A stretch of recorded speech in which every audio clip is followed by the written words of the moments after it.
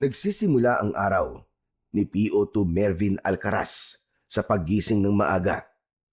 Alas 5 ng umaga siya bumabangon para mag-ayos at pumasok sa presinto.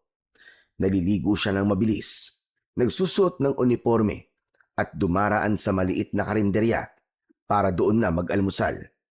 Tapos ay sumasakay siya ng jeep papunta sa istasyon ng pulis kung saan siya nakadistino. Sa trabaho ay madalas na abala si Mervin sa pagre-record ng blatter, pag-iikot sa mga barangay at pakikipag-usap sa mga reklamo ng residente na madalas ay tungkol sa away magkakapitbahay, nakawan ng kung ano-anong bagay o lasing na nanggugulo. Paminsan-minsan, sumasama rin siya sa operasyon ng mga mas nakatataas na opisyal. Tahimik lang siya, pero maayos siyang magtrabaho at may respeto siya sa lahat.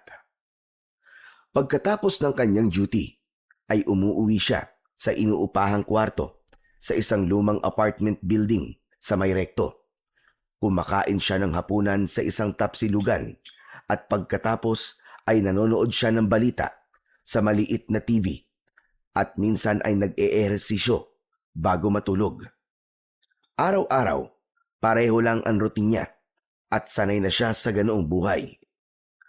Pagkatapos ng isang mahabang araw sa presinto, ay pagod na bumaba si Mervin mula sa jeep at naglakad na siya papunta sa kanyang apartment. Tumagal ang duty niya dahil sa isang buy-bust operation na nauwi sa habulan sa Skinita. Hindi man siya ang direktang humabol ay siya ang naiwang nag-file ng report at nag-asikaso sa sospek. Masakit na ang batok niya, mabigat ang katawan at ang tanging iniisip niya ay ang kanyang higaan para makapagpahinga at makatulog. Pagpasok ni Mervin sa maliit niyang kwarto ay dumiretso siya sa lababo para maghilamos. Naghubad siya ng uniforme, nagpalit ng puting sando at nahiga sa kama. Kinuha niya ang cellphone mula sa bulsa ng kanyang pantalon at nakita niya ang isang unread message mula kay Oscar. Binuksan niya ang mensahe ni Oscar at pabulong niya itong binasa. "Pare, tawagan mo ako kapag may libre kang oras. May importante akong sasabihin sa'yo." Aba, ano kaya yon? Napakunot ang noo ni Mervin. Hindi niya alam, ngunit bahagya siyang nakaramdam ng kaba sa mensaheng yon ng kanyang kaibigan. Inilapag niya sandali ang cellphone sa dibdib habang nakatitig sa kisame. Matagal na silang magkaibigan ni Oscar. Sabay silang lumaki sa baryo kung saan dating nakatira ang kanyang pamilya. Kahit lumipat na siya sa Maynila para maging pulis, ay hindi nagbago ang closeness nila ng kanyang kaibigan. Isa si Oscar sa mga taong alam ang lahat ng kwento niya, pati na ang pagpili niyang mabuhay ng mag-isa dahil ayaw niya nang umasa sa kanyang pamilya na meron na rin kanya-kanyang buhay. Kinuha muli ni Mervin ang cellphone at tinawagan na nga ang kaibigang si Oscar na agad naman itong sinagot. "Hello? Pare? Oh, anong meron at pinapatawag mo ko?" Tanong talaga agad. Kumusta ka na dyan, pare? "Eto as usual, pagod sa trabaho." Ganun talaga eh. Pulis ka eh. "Alam mo, dami mong pasakali. Ano ba talaga yung importanteng sasabihin mo? Sige na, sabihin mo na. Bakit, may problema ba?" Biglang natahimik si Oscar sa kabilang linya. Dahil doon ay nadagdagan ang kaba ni Mervin. Kilala niya ang kaibigan niya na mapagbiro. Ngunit sa pagkakataon na yon ay tila umiiwas ito na magbitaw ng joke sa kanya. "Oscar, huy, nandiyan ka pa ba? Ano nangyari sa'yo?" May ilang segundong katahimikan sa kabilang linya bago muling nagsalita si Oscar. Mervin, pare. Alam ko nakakabigla itong sasabihin ko. Kaya hindi ko sasabihin na huwag ka mabibigla, pare. Patay na si Laika. Teka, ano? Si Laika, pare. Patay na. Baliw! Hindi na April ngayon para i-April Fools mo ko, no? Sa ayoko ng mga ganyang biro, pare. Hindi nakakatawa yan. Pare, seryoso. Hindi ako nagbibiro. Patay na talaga si Laika. Kagabi lang. Natagpuan daw siyang walang buhay sa likod ng bahay nila. Natigilan si Mervin at napatitig siya sa kisame. Hindi niya magawang umiyak dahil tila hindi tinatanggap ng utak niya ang balitang sinabi ni Oscar. Nanuyo ang lalamunan niya at nanlamig ang buong katawan niya. Si Laika ay ang nobya ni Mervin ng halos 8 taon. Nakatira ito sa baryo kung saan siya ipinanganak at nagkaisip. Ito ang unang babaeng naging nobya niya at high school nang maging magkasintahan silang dalawa. Noon ay sabay silang naglalakad pauwi galing eskwelahan. Isa si Laika sa dahilan kung bakit pinilit ni Mervin na makapagtapos at magpulis para pagdating ng araw ay mabigyan niya ito ng maayos na buhay. Plano sana ni Mervin na umuwi sa baryo nila sa susunod na buwan para mag-propose kay Laika. Yun ang dahilan kung bakit doble kayod siya ng mga nakaraang buwan. Pinaghahandaan na niya talaga ang magiging kasal nila dahil sigurado siya na mag-yes si Laika sa wedding proposal niya. Oscar, bibigyan pa kita ng 10 seconds para bawiin ang sinabi mo sa akin, ha? Sana nga pare. Pwede kong bawiin ang sinabi ko eh. Pero pare, wala na talaga. Patay na talaga si Laika, pare. Wala na siya. Pero, ang labo naman eh. Pare, ano nangyari? Paano? Siguro pare, mas maganda kung sa personal ko na lang sabihin sa'yo. Hindi maganda na dito natin to pinag-uusapan sa telepono. Alam ko masakit pare. Pasensya ka na talaga. Kung may magagawa lang sana ako. Pakiramdam ni Mervin ay hindi niya na kaya pa ang ibang sasabihin ni Oscar. Wala na siya sa kanyang sarili. Tinapos niya ang tawag na yon. Napaupo siya sa gilid ng kama at nabitiwan niya ang cellphone. Napahawak siya sa ulo niya at doon siya tuluyang napaiyak. Hindi siya humahagulgol pero paulit-ulit lang siyang lumuluha. Tumiim ang bagang niya habang pinipigilan ang pag-iyak. Ramdam niya na malaking bahagi ng buhay niya ang nawala ng sandaling yon. Hindi gaanong nakatulog si Mervin ng gabing yon. Mabigat na ang talukap ng mga mata niya pero ang utak niya ay patuloy sa pag-iisip ng napakaraming bagay. Hindi siya makapaniwala na hindi na niya magagawa ang mga plano at pangarap nila ni Laika. Pagsapit ng umaga ay bumangon na si Mervin. Mabilis siyang naligo at nagbihis. Hindi na siya kumain ng almusal at bumiyahe na siya patungo sa presinto. Pagdating niya roon ay dumiretso siya sa opisina ng kanilang detachment commander para magpa-leave. Ipinaliwanag niya rito ang dahilan kung bakit kailangan niyang mag-leave ng matagal at naintindihan naman siya nito. Matapos yun ay bumalik si Mervin sa apartment niya at agad siyang nag-empake. Inilabas niya ang kanyang maleta na may katamtamang laki. Naglagay siya ng mga damit at ilang personal na gamit doon. Matapos yun ay nagsuot siya ng simpleng polo at maong. Hindi na siya nag-aksaya ng oras at nagpunta na siya sa bus station at sumakay siya ng bus pauwi sa kanilang probinsya. Sa tabi ng bintana siya naupo at nang makabayad na siya ng pamasahe ay pumikit muna siya dahil alam niya na magiging mahaba ang magiging biyahe niya. Nag-aagaw na ang liwanag at dilim nang makarating si Mervin sa baryo kung saan siya isinilang. Samot-saring alaala ang bumalik sa kanya habang naglalakad. Hindi na siya dumiretso sa dati nilang bahay dahil wala na rin naman siyang babalikan doon. Matagal na yung naibenta nung lumipat na ang kanyang pamilya sa syudad. Wala siyang ibang maisip puntahan kundi ang bahay ng kaibigan niyang si Oscar. Makalipas ang ilang minuto ay narating na ni Mervin ang harapan ng bahay ni Oscar. Halos wala yung pinagbago. Malawak pa rin ang bakuran at naroon pa rin ang mga puno ng mangga na noon ay inaakyat nila kapag hitik yun sa bunga. Lumabas si Oscar sa bahay at nagulat ito nang makita si Mervin. Agad din itong napangiti at lumapit sa kanya. Oh, ang unexpected naman ito pare. Bakit naman hindi ka nagsabi na uuwi ka rito? Sinabi mong patay si Laika, di ba? Malamang uuwi ako rito. Pambihira talaga itong taong to. Ay, hehe, sa bagay, may point ka. Pero akala ko kasi sa mga susunod na araw ka pa makakapunta rito. Talagang inisikaso ko kagad ang leave ko, pare. Oo nga pala, pare. Baka pwedeng makituloy muna ako dito. Alam mo namang wala na kaming bahay dito eh. Ano ka ba? Hindi mo na kailangan magsabi, no? Welcome na welcome ka dito sa bahay ko. Anytime.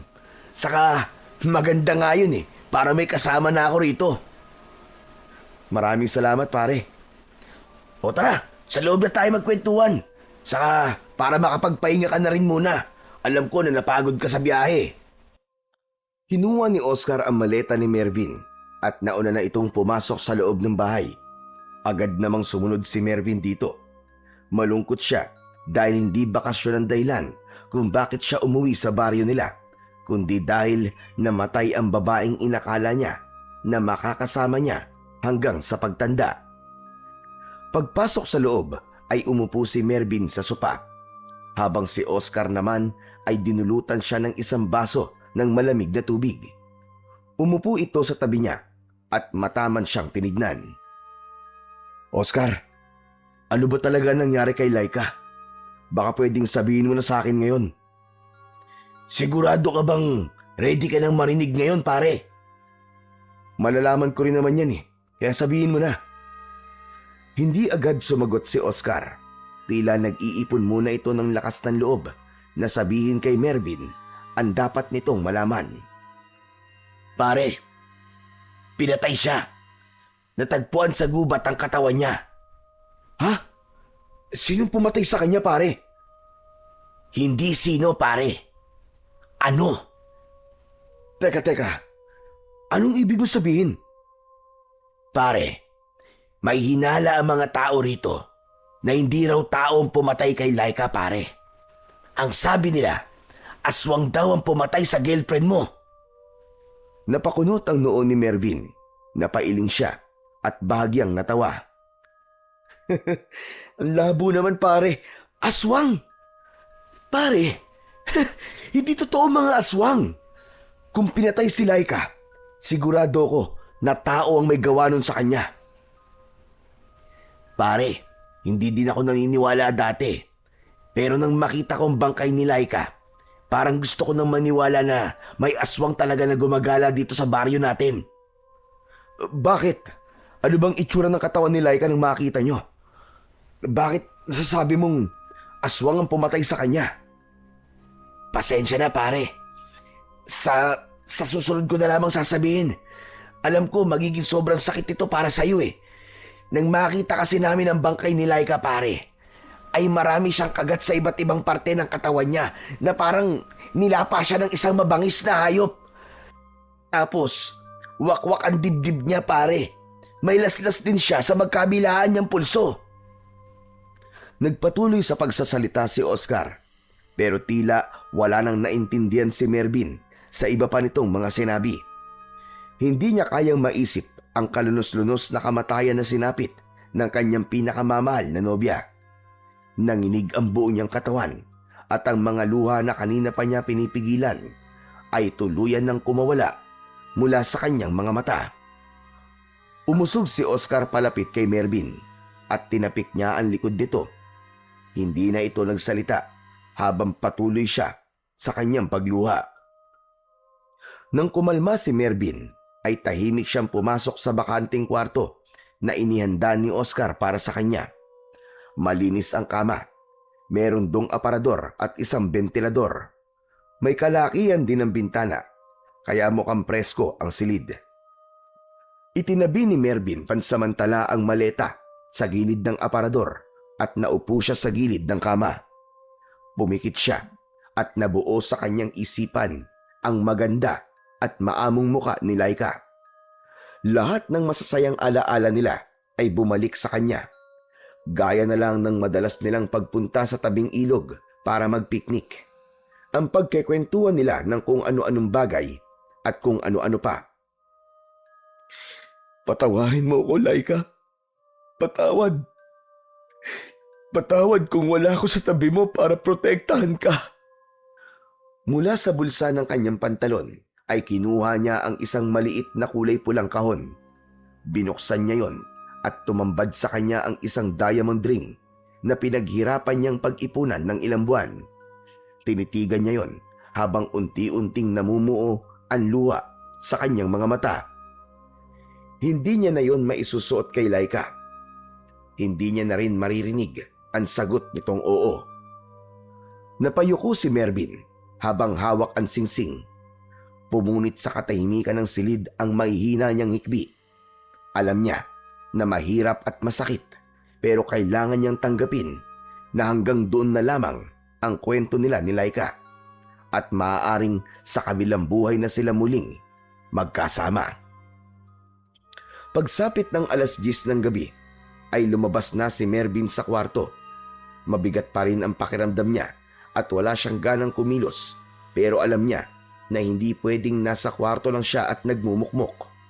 Nakita niya si Oscar na nakaupo sa sopa habang nanonood ng palabas sa maliit na telebisyon.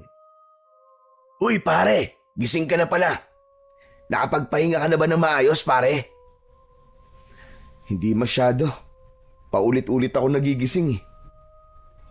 Nagugutom ka ba? May pagkain sa kusina pare. Kung gusto mo, iinitin ko yung ulam.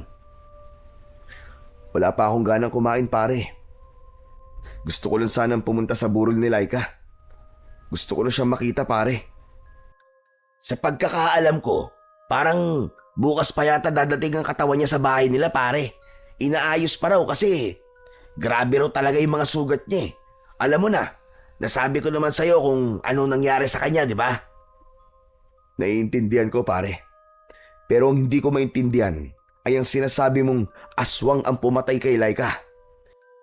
Yun talaga ang hinala namin pare. Pati nga pamilya niya galit na galit. Lalo na yung tatay niyang si Mang Benjo. Hindi ako naniniwala ron, Oscar. Isa akong pulis. Nasanay akong maghanap ng ebidensya at ng paliwanag sa bawat krimen na nangyayari. Hindi ako basta nalang tatanggap ng kwentong kababalaghan, pare. Napakamot si Oscar sa likod ng ulo at napabuntong hininga. Pare, alam kong mahirap talagang paniwalaan. Ako nga nun eh. Akala ko kwento-kwento lang din yung tungkol sa mga aswang-aswang na yan sa baryo natin.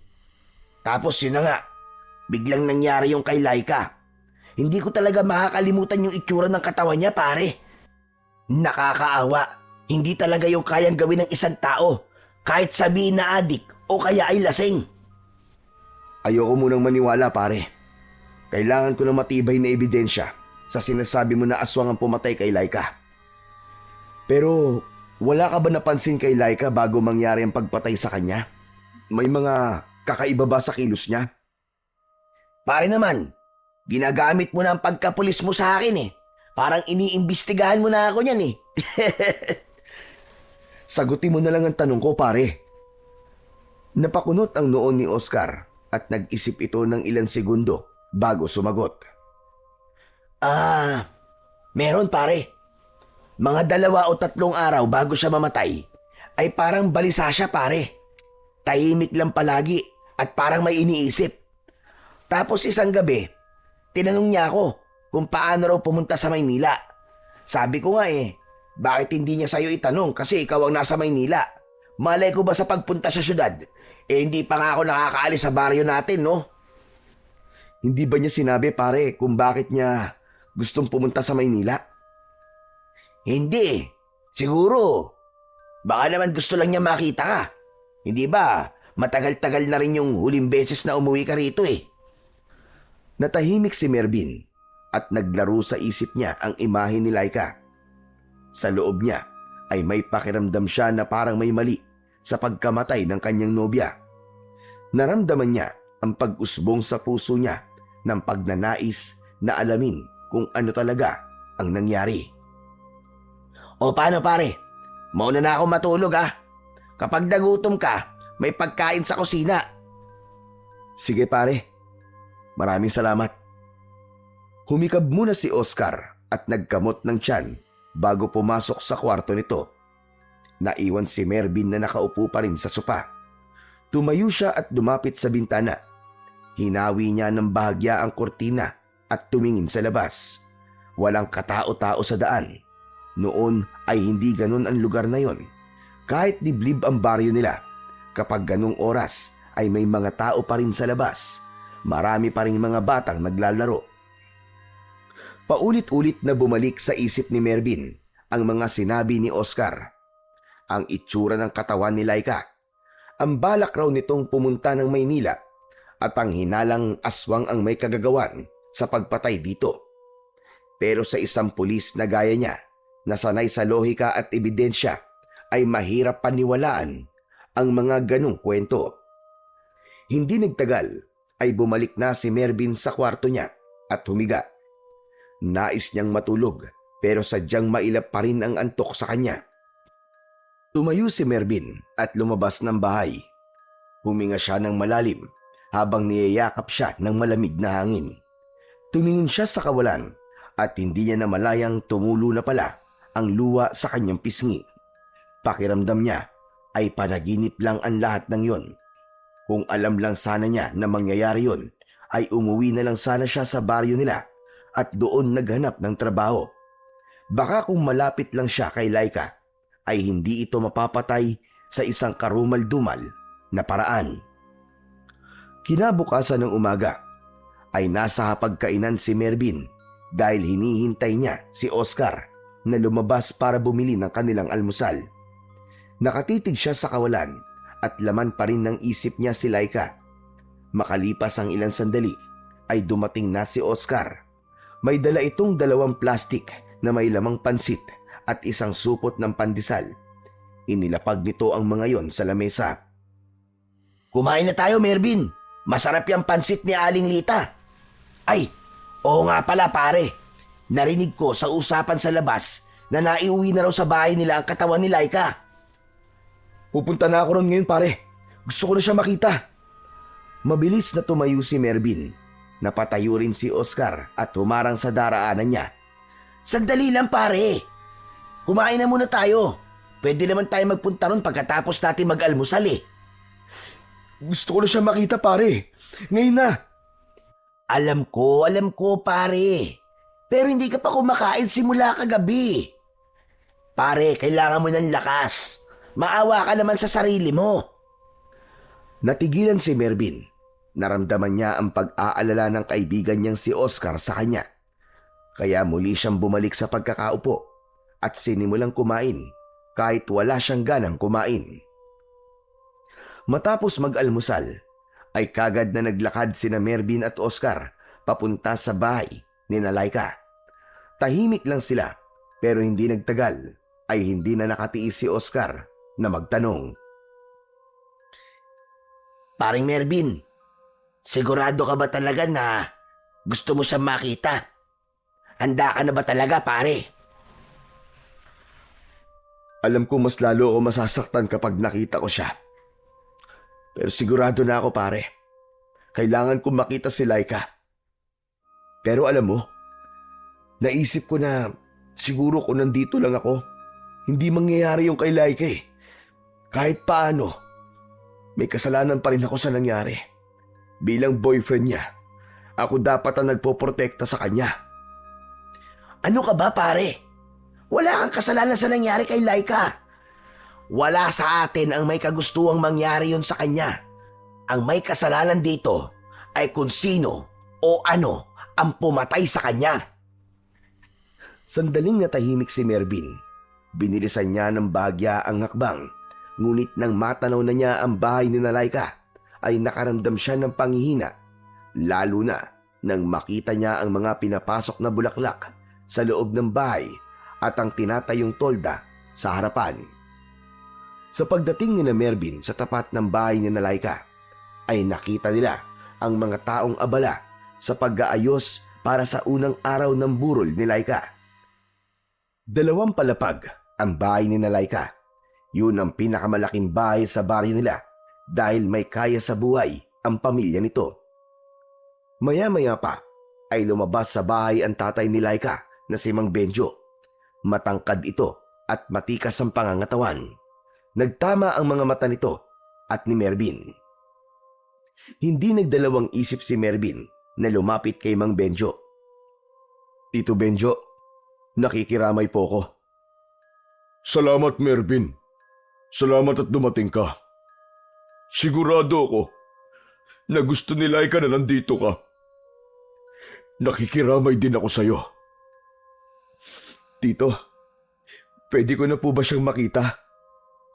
Sige, pumasok na kayo. Nasa sala siya. Kanina lang namin naiuwi ang katawan niya mula sa puninarya. Napalunok na lamang si Mervin saka tumango. Pagpasok sa loob ng bahay ay nakita niya kagad ang kabaong ni Laika. Maraming bulaklak ang gilid nun at sa tabi ay naroon ang larawan ni Laika. Buhay na buhay ito sa larawan na yon. Natigilan si Mervin para bang hindi siya makagalaw at hindi niya magawang ihakbang ang kanyang mga paa. Tinapik siya ni Oscar sa balikat. Sige pare, kaya mo yan. Lapitan mo siya. Hihintayin na lang kita rito. Iniwan siya ni Oscar at naupo ito sa upuan na malapit sa pinto. Mabagal ang bawat takbang ni Mervin palapit sa kabaong. Nang makalapit na siya sa kabaong, ay sinilip niya doon si Laika at doon siya tuluyang nadurog. Payapa ang mukha ni Laika, ngunit kahit meron itong makeup, ay kita pa rin ang mga pasa at pilat sa mukha nito. Nakasuot ito ng puting bestida at maganda ang pagkakaayos ng buhok nito. Napahagulgol ng iyak si Mervin. Bumagsak siya sa gilid ng kabaong habang nakahawak sa gilid noon. Nilapitan siya ni Oscar at hinimas ang kanyang likod habang pilit siyang inaalo. Ngunit alam ni Mervin na walang kahit na anong salita o pagdamay ang makakabura sa katotohanang wala na si Laika. Wala na ang babaeng pinakamamahal niya. Matagal bago kumalma si Mervin at nang kumalma na siya ay niyaya siya ni Mang Benjo na umupo sa unang hanay ng upuan sa harap ng kabaong ni Laika. Hindi ko pa rin matanggap hanggang ngayon, Mervin. Parang panaginip lang ang lahat. Nag-iisang anak namin si Laika, kaya napakasakit ng pangyayaring ito para sa aming mag-asawa. Napakabata po niyang nawala. Kahit ako, hindi ko pa rin matatanggap na wala na siya. Kaya dapat po talaga managot kung sino ang hayop na gumawa nito sa kanya. Gusto ko pong malaman kung may balita ng mga pulis dito sa kaso. May suspect na po ba sila? Wala pa, Mervin. Patuloy pa rin ang investigasyon. May mga tinanong na sila, pero wala raw nakakita sa pangyayari. Wala raw ebidensya, puro wala. Pero hindi ako naniniwala na tao ang pumatay sa anak ko. Ano pong ibig niyong sabihin, Tito? Aswang. Aswang, Mervin. Hindi tao ang gumawa nun. Aswang ang pumatay kay Laika. Mas mabuti siguro na hintayin na lang po natin ang resulta ng investigasyon ng mga pulis dito. Baka mas makakabuti po yun kaysa mag-isip tayo ng kung ano-ano. Bakit, Mervin? Hindi ka ba naniniwala sa aswang? Hindi agad nakasagot si Mervin sa tanong na yon ni Benjo. Masyadong malalim ang tingin nito sa kanya. Tito, ang totoo po niyan, hindi po eh. Hindi po ako naniniwala sa mga ganon. Kung narito ka lang sa baryo nitong mga nakaraang taon, sigurado kung hindi yan ang isasagot mo. Ilang bata at matatanda na ang bigla na lang nawawala. Ilang mga alagang hayop na rin ang natatagpuan na walang lamang loob tuwing umaga. Mervin, totoo mga aswang at hindi basta-basta kwento lang. Totoo mga aswang at sila ang pumatay sa anak ko. Hindi agad nakaimik si Mervin. Nakatingin lang siya kay Mang Benjo at kahit paano ay naiintindihan niya ang biglang pagsulpot ng galit sa mukha nito. Nag-iisang anak nito si Laika, Kaya talagang napakasakit para rito na mawala ito ng napakaaga. At kung hindi maibibigay ng mga pulis ang hustisya para sa anak ko, ay ako na ang kikilos. Pero tito, hindi po tama na ilagay niyo sa inyong mga kamay ang batas. Walang tama umalis sa isang magulang na nawala ng anak, Mervin. Ako ang bubuo ng grupo para tugisin ng mga halimaw sa baryo natin. Hindi ako titigil hanggat hindi ko na ipaghihiganti ang anak ko. Hindi na muna nagsalita si Mervin. Hinayaan niya munang bumaba ang emosyon ni Benjo. Maya-maya pa ay luminga siya sa paligid at may napansin siya na wala roon na inaasahan niyang makikita niya. Hindi niya nakikita ang nanay ni Laika. Mang Benjo, maiba po ko. Nasaan po si Tita Maricel? Parang simula po nang dumating kami ay hindi ko pa po siya nakikita. Simula nang mamatay si Laika, Mervin, ay hindi na siya lumalabas ng kwarto. Ayaw makipag-usap, ayaw kumain. Wala kami magawa kundi intindihin siya. Sa gitna ng pag-uusap nila, ay dumaan ang matandang kasambahay ni Namang Benjo. Yun ay walang iba kundi si Manang Doray. Medyo kuba na ito at may hawak na tray ng mga tasa. Nang makita ito ni Benjo, ay tinawag nito ang matanda. Manang Doray, kumuha ka nga ng makakain para kay Mervin. Sige po, sir. Sandali lang po. Mabilis na nawala si Manang Doray at nagtungo ito sa kusina. Ilang minuto lang ay bumalik ito na may dalang plato na may biko at may latik sa ibabaw. May kasama yung mainit na tsokolate. Ibinigay nito yon kay Mervin at kahit busog pa siya ay tinanggap pa rin niya yon bilang respeto at paggalang. Habang inaabot ni Manang Doray ang pagkain, ay napatingin si Mervin sa mukha ng matanda. Napansin niya ang kakaibang tingin nito sa kanya na para bang may nais itong sabihin sa kanya pero hindi nito magawa. Nagtagal ng ilang segundo ang tinginan nila bago umiwas ng tingin si Manang Doray at muling umalis patungo sa kusina. Hindi alam ni Mervin pero may kakaiba siyang naramdaman sa tingin na yon ng matandang kasambahay. Ganun pa man, iniisip na lang niya na malungkot din ito gaya nilang lahat dahil mula pagkabata ay ito na ang nag-alaga kay Laika hanggang sa magdalaga ito. Sa 3 gabi ng lamay ni Laika ay palaging naroon si Mervin. Tumutulong na rin siya sa pag-aasikaso ng mga nakikipaglamay. Tumulong siya kay Manang Doray sa pagluluto ng pagkain at pagsisilbi ng kape at biskwit sa mga tao. Tuwing madaling araw naman, kung kailan wala nang masyadong tao, ay nasa tabi lang siya ng kabaong ni Laika para bantayan ito. Hanggang sa dumating na ang araw ng libing ni Laika at doon ay ibinuhos lahat ni Mervin ang luha at hagulgul niya. Wala na siyang pakialam kahit pa maraming tao dahil ang gusto niya ay mailabas ang labis na lungkot niya sa pagkawala ng babaeng kanyang minamahal.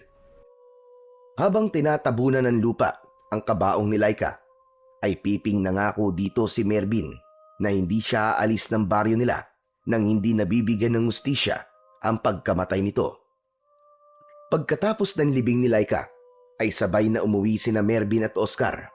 Wala silang imikan habang naglalakad. Namumugto ng gusto ang mga mata ni Mervin dahil sa labis na pag-iyak kanina sa sementeryo. Pagkarating sa bahay, ay binuksan ni Oscar ang pinto at pumasok na silang dalawa. Sabay silang naupo sa sopa habang ramdam nila ang pagod. Maya-maya ay tumingin si Oscar kay Mervin at seryosong nagsalita. Hindi naman sa pinapaalis na kita, pare, ha? Pero tanong lang, babalik ka na ba niyan sa Maynila ngayong nailibing na si Laika? Hindi ba yun naman talaga ang ipinunta mo rito? Hindi ko kayang umalis dito nang hindi ko nasisiguro na makukuha ni Laika ang hustisya, pare. Magsasagawa ko ng sarili kong investigasyon kung kinakailangan. Hindi ako titigil hanggat hindi ko nalalaman kung sino ang pumatay kay Laika. At dapat ay magbayad siya. Pero pare, paano ang trabaho mo sa Maynila? 2 linggo ko nakalib pare. Kung kinakailangan ko mag-extend pa, ay gagawin ko yon para kay Laika. Grabe pare, ang tindi talaga ng pagmamahal mo sa kanya. Sigurado ko na kahit nasa langit na si Laika ngayon, ay kilig na kilig pa rin siya sa'yo. Hindi lang ang pagmamahal ko kay Laika ang dahilan kung bakit ko to ginagawa. Dahil hanggang ngayon, malaya pa rin ang pumatay sa kanya. At habang hindi pa siya nauhuli, may posibilidad na meron pang sumunod. Baka may iba pa siyang biktimahin. Magsasalita pa sana si Oscar pero hindi na nito nagawa nang may narinig silang sumisigaw na matandang lalaki mula sa labas. Mag-ingat kayo sa mga aswang! Nasa baryo pa rin natin sila! Dadami pa mamamatay kung hindi tayo kikilos! Huwag na kayong lalabas kapag madilim na! Makinig kayo sa akin! Totoo mga aswang! Totoo sila! Napatingin si Mervin kay Oscar habang nakakunot ang noo. Matapos ang ilang segundo ay tumayo si Mervin at lumapit sa bintana. Hinawi niya ang kortina at dumungaw. Nakita niya sa kalsada ang isang matandang lalaking balbasarado. Magulo ang buhok at putikan ang mga paa. Punit ang damit nito at maging yon ay puno rin ng natutuyong putik. Paulit-ulit itong sumisigaw habang naglalakad tangan ng isang may kahabaang patalim na noon lang niya nakita. Oscar, sino ba yung matandang yun? Yun. Si Mang David. Sa kabilang baryo siya nakatira. Pero dito na lumipat. Sabi nila, pinatay daw ng aswang ang buong pamilya niya. Mula noon, parang nawala na sa sarili. Nakakaawa naman pare. Kahit siguro ko kapag nawala ang buong pamilya ko ganyan din ang mangyayari sa akin. Pero alam mo, paring Mervin, may nagsasabi dito na parang nagbabaliw-baliwan lang daw yan si Mang David para hindi raw siya mapaghinalaan. Mapaghinalaan na ano? Kasi may hinala ang ibang tao rito na baka siya rin ang aswang. Baka raw siya rin mismo ang pumatay sa buong pamilya niya at nagkukunwari siyang baliw para hindi mapaghinalaan na aswang. Pero wala namang matibay na ebidensya kaya hindi siya napapalis ng mga tao. Kaya ayan, pinabayaan na lang. Kahit na minsan, parang wala talaga siya sa wisyo. Aswang na naman. Kung aswang ako, bakit ko naman papatayin ang sarili kong pamilya, di ba?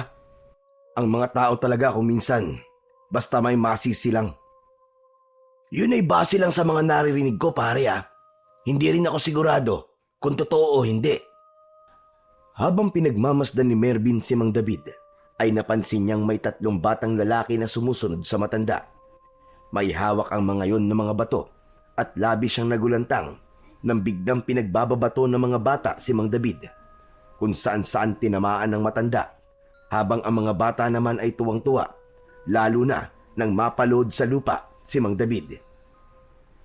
Hindi na nag-atubili pa si Mervin. Mabilis siyang lumabas ng bahay. Agad niyang nilapitan ang matanda at iniharang niya ang sarili niya rito. Matalim ang mga mata na tinignan niya ang 3 bata. Hoy! Ano ba kayo? Tama na yan! Kayo Mga salbahe kayo Umuwi na kayo! Nagulat ang mga bata sa sigaw ni Mervin. Binitiwan ng mga ito ang mga bato at saka mabilis na tumakbo palayo. Nilingon ni Mervin si Mang David. Yumukod siya at doon niya nakita na dumudugo ang noo nito. Bakas ang panghihina ng matanda habang nakatitig ito sa kanya na para bang nagpapasaklolo ito. Tahimik lang si Mervin pero sa loob-loob niya ay may sumisigaw na awa para sa matanda. Kahit pa pinaghihinalaan itong aswang ay hindi dapat ito sinasaktan, lalo na't wala namang patunay na meron itong ginagawang masama o labag sa batas. May sugat po kayo sa noo, Tatang. Kaya niyo po bang tumayo? Hindi sumagot si Mang David. Nagpumilit itong tumayo, pero nang mabubuwal ito ay agad itong inalalayan ni Mervin. Hinawakan niya ang braso at likod ng matanda. Mang David, kailangan po nating gamutin ang sugat nyo kasi hindi po tumitigil ang pagdurugo Baka po ma-impeksyon yan. Sumama po kayo sa akin. Hindi pa rin umimik si Mang David. Iginiya ito ni Mervin papunta sa bahay ni Oscar. Ramdam niya ang panghihina ng matanda sa bawat paghakbang nito, kaya patuloy niya itong inaalalayan. Sa kabila ng mabahong amoy at lagkit ng balat ni Mang David, ay hindi ito binitiwan ni Mervin. Papasok na sana si Mervin sa bahay ni Oscar kasama si Mang David nang bigla silang sinalubong ni Oscar. Kita sa mukha nito ang pagkabigla at agad na hinarangan nito ang pintuan. "Mervin, pre! Bakit kasama mo yan? Hindi pwedeng pumasok dito ang baliw na yan at baka kung ano pa ang gawin niya eh. Tignan mo nga at may dala pa siyang patalim." "Hindi mo ba nakikita, pare? May sugat siya at duguan. Kailangan niyang tulong. Ako na ang bahala sa kanya. Huwag ka na maraming sinasabi dyan." Napailing si Oscar at napatingin kay Mang David. "Ay nako, sige na nga. Pero wag mo siyang papaupuin sa sopa ha. Ang baho-baho niyan eh." Hindi na kumibo si Mervin at ipinasok na niya si Mang David sa bahay. Pinaupo niya ito sa upuang kawayan malapit sa bintana. "Oscar, pakuha naman ng alkolo, tsaka bulak, at kahit na anong gamot para sa sugat. Lilinisan ko muna ito bago ko lalagyan ng gamot." Napabuntong hininga si Oscar pero tumalima rin ito. Pumasok ito sa kwarto nito para kuhanin ang mga bagay na sinabi ni Mervin. Samantala, humarap si Mervin kay Mang David na bakas pa rin sa muka ang labis na panghihina. "Ano po nararamdaman niyo, Mang David?" Nahihilo ko at saka nanlalabo ang paningin ko. "Huwag po kayo mag-alala, Tatang. Gagamutin ko po kayo. Ligtas po kayo rito. Hintayin lang po natin si Oscar." Dumating si Oscar na may dalang alkohol, bulak at ointment para sa sugat. Inilapag nito ang mga yon sa lamisita sa tabi ni Mervin at tumayo ito malapit sa pinto. Kinuha ni Mervin ang bulak at binasayo ng alkohol. "Tatang, masasaktan po kayo ng konti rito ha. Pero kailangan ko po itong gawin eh, para hindi po ma-impeksyon ang sugat nyo." Kaya-kaya ko yan. Marami na ako naranasang mas masakit pa sa sugat na yan. Biglang natigilan si Mervin. Napahinto ang kanyang kamay sa ere bago idampi ang bulak sa sugat. Parang may sumundot sa dibdib niya at tila naunawaan niya bigla ang sakit na pinagdaraanan ng matanda dahil parehas silang nawalan ng mahal sa buhay. Sa mga mata ni Mang David, nakita niya ang labis na kalungkutan. Hindi na nagsalita si Mervin. Dahan-dahan niyang nilinis ang sugat ni Mang David. Habang idinadampi niya ang bulak na may alkohol sa sugat ng matanda, ay napangiwi ito at napapaaray kung minsan. Dahil doon ay hindi napigilan ni Mervin ang matawa ng bahagya. "Akala ko po ba'y sabi niyo, kaya niyo po ang sakit, Mang David?" Sinabi ko nga yun, pero hindi naman ibig sabihin na hindi na ako masasaktan. Napangiti si Mervin at nagpatuloy sa paglilinis ng sugat nito. Dinahan-dahan na niya at ginawa niya ang lahat para hindi na ito masyadong masaktan. Matapos ang ilang sandali ay kinuha niya ang ointment at marahang pinahiran ang sugat. Tumayo na siya at tinapik niya sa balikat si Mang David. "Ayos na po yan, Mang David.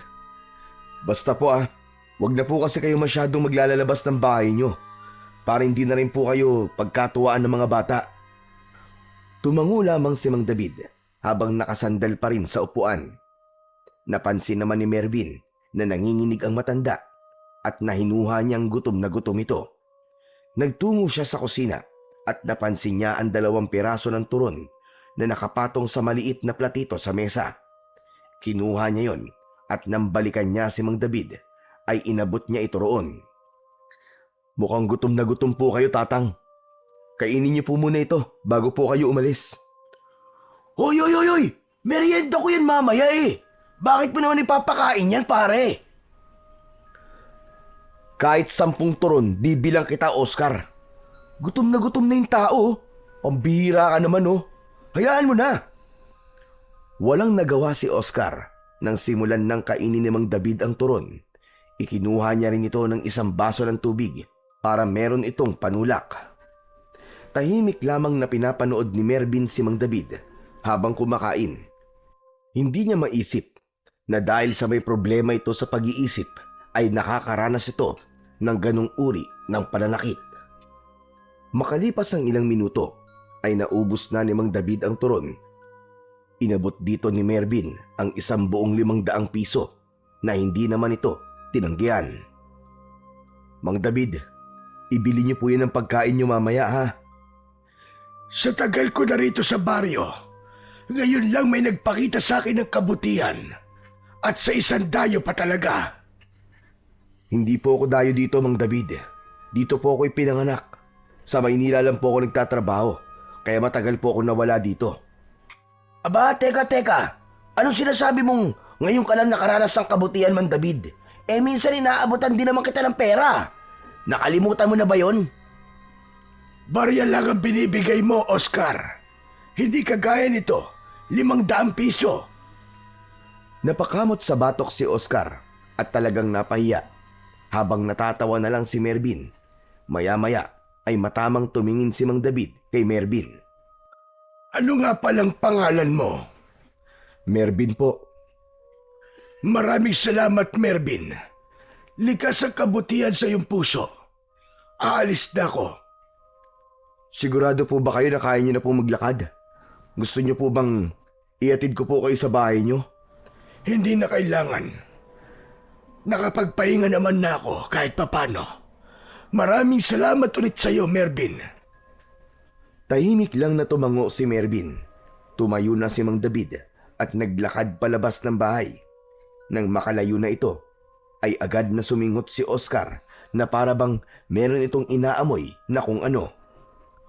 Hoy, ano ba nangyayari sa'yo? Para ka diyang pusang naghahanap ng tinik ah. Ang baho talaga ng bahay, tol. Kailangan natin maglinis. Amoy galing sa kanilang iniwang amoy ni Mang David eh. Grabe ka naman sa tao, pre. Ang baho ng bahay ay kayang linisin. Pero yung tulong at kabutihan na pinakita natin sa kanya, sigurado kong habang buhay niya yung maaalala. Aba, dapat yata ipagpatayo ka na ng rebulto dito sa baryo, Mervin ah. Ikaw ang patron ng mga pulubi at amoy impyerno. Natawa si Mervin at umiling.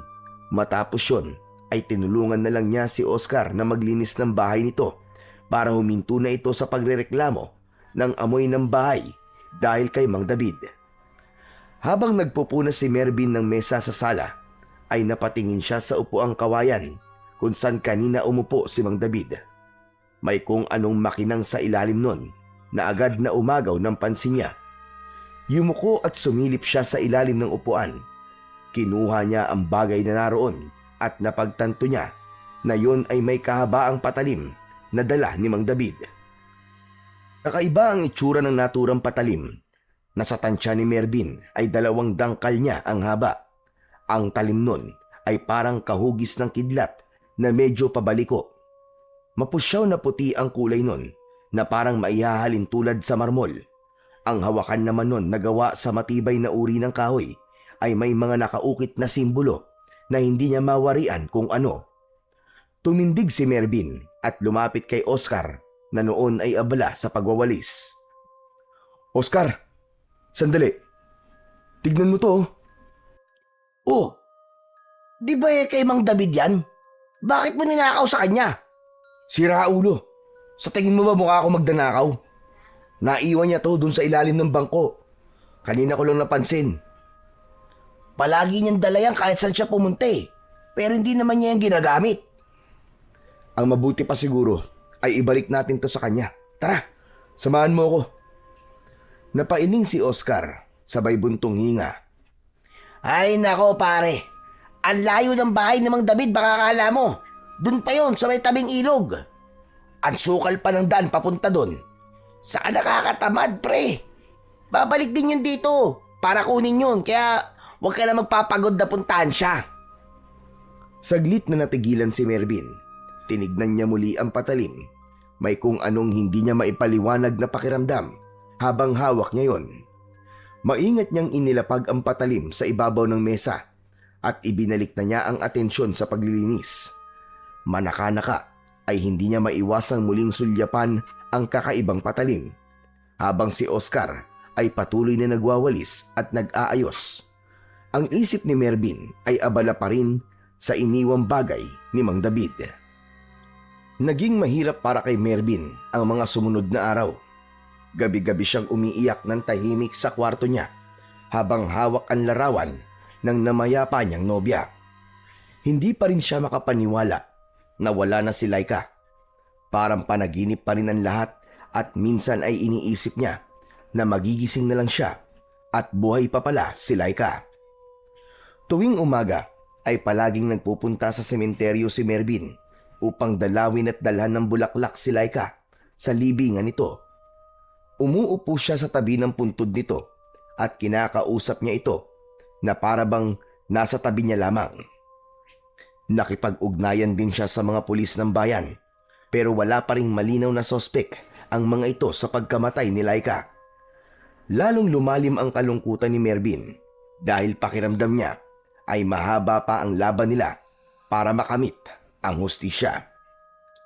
Habang ang kakaibang patalim naman ni Mang David ay nanatili pa rin sa bahay ni Oscar dahil hindi na yon binalikan pa ng matanda. Isang gabi, hindi makatulog si Mervin. Ramdam niya ang maalinsangan na gabi. Nakatodo na ang electric fan pero init na init pa rin siya. Sa huli, minabuti niyang bumangon at lumabas ng bahay para magpahangin. Tahimik ang paligid sa labas ng bahay ni Oscar. Tanging huni ng mga kuliglig at malayong tahol ng mga aso ang bumabasag sa katahimikan ng gabi.